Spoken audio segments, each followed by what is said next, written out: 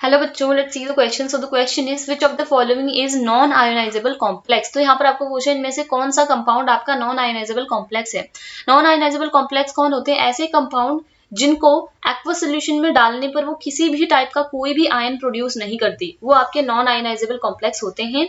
और ऐसे कंपाउंड, ऐसे कॉम्प्लेक्स कंपाउंड जो आपके एक्वस सोल्यूशन में जाने पर आयंस प्रोड्यूस करते हैं, ठीक है, एक कॉम्प्लेक्स आयन देंगे और उसके अलावा आपको और कुछ आयंस भी वहां पर मिल जाएंगे, तो उसको हम लोग यहाँ पर क्या बोलते हैं? आयोनाइजेबल कॉम्प्लेक्स कहते हैं, राइट। तो यहाँ पर आपका नॉन आयोनाइजेबल कॉम्प्लेक्स कौन होते हैं? जो क्या करते हैं? Do not give any ion in aqueous solution.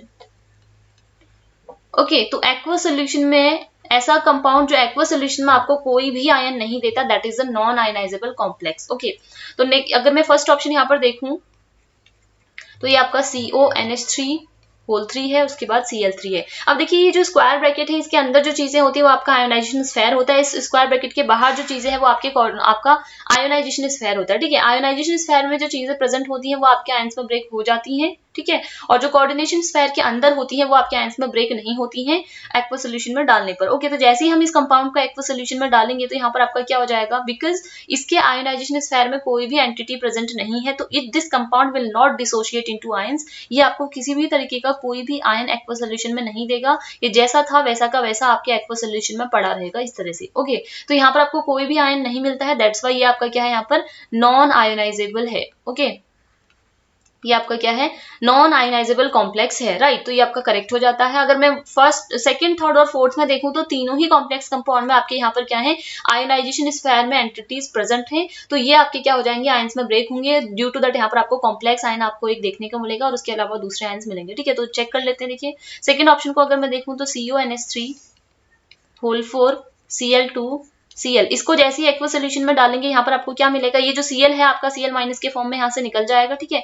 इसके अलावा यहाँ पर आपको एक कॉम्प्लेक्स आयन मिलेगा, एक नेगेटिव चार्ज गया तो उसकी वजह से आपका एक पॉजिटिव चार्ज कॉम्प्लेक्स आयन पे आ जाएगा। यहाँ पर आपका क्या हो जाएगा? CONH3 होल 4 Cl2, ये आपको देखने को मिलेगा, ठीक है। बिकॉज ये आयंस में ब्रेक हो गया तो इसका मतलब ये आपका आयोनाइजेबल है। ओके, ये आपका आयोनाइजेबल है, नॉन आयोनाइजेबल नहीं है। ये आपका आयोनाइजेबल है, ओके, तो इसलिए नॉन आयोनाइजेबल नहीं होगा, इनकरेक्ट।